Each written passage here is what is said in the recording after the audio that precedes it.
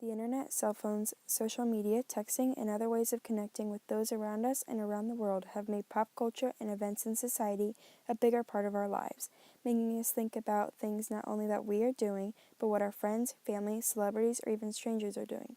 This brings us to the essential question: how does the culture and society in which we live shape our decisions?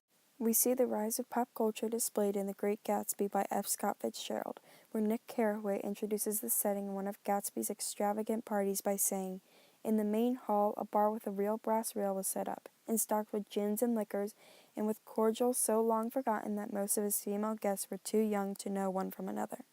The excess in alcohol led to the outrageous and drunken parties thrown by Gatsby and others, in which Nick stated, "I've been drunk just twice in my life, and the second time was that afternoon." If it weren't for the roaring party scene and the accessibility of alcohol, Nick wouldn't have gotten drunk at Gatsby's parties.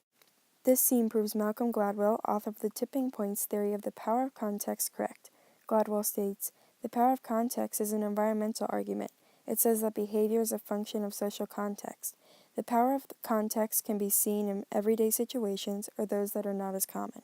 The power of context is a major factor of The Crucible, a 1953 play written by Arthur Miller. The plot of the play depicts a town and its citizens struck with the fear of witchcraft, but with minimal witnesses and information.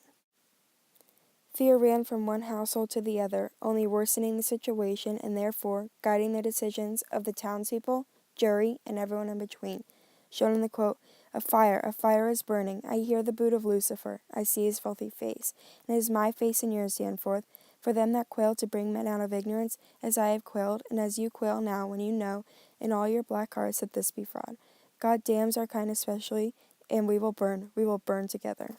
The cohesive behavior between the members of a society like Salem, Massachusetts, is very similar to that of Oceana, the setting of 1984, written by George Orwell, in which the citizens know very little about their country's situation, the war it's involved in, their government, and their own lives. Those who most likely knew the least amount of information were any children, following only the things taught to them by adults like teachers or parents. Suddenly, they were both leaping around him, shouting, "Traitor" and "thought criminal," the little girl imitating her brother in every movement. This quote expresses the idea that little was known, yet actions, opinions, and decisions were made based on the society and culture around those of Oceana. George Wilson knew very little about his wife Myrtle's affairs, yet his assumptions in the alcohol-filled society that constantly surrounded him led to the death of Myrtle, Gatsby, and even himself in the 2013 film adaptation of The Great Gatsby. In the scene prior to Myrtle's death, Wilson is presumably intoxicated while covered in sweat and fighting with his wounded wife just before she runs out and is struck by Gatsby's car. Fast-forwarding to the scene of Gatsby's death, Wilson is shown in the same sweaty state before he shoots and kills Gatsby and himself. This goes to show that the backfired prohibition led to a society focused on alcohol, which killed those involved with it. The characters in The Great Gatsby all at some point made a decision that was guided by the society in which they lived, even if it wasn't the better option. All of these examples lead us back to the essential question.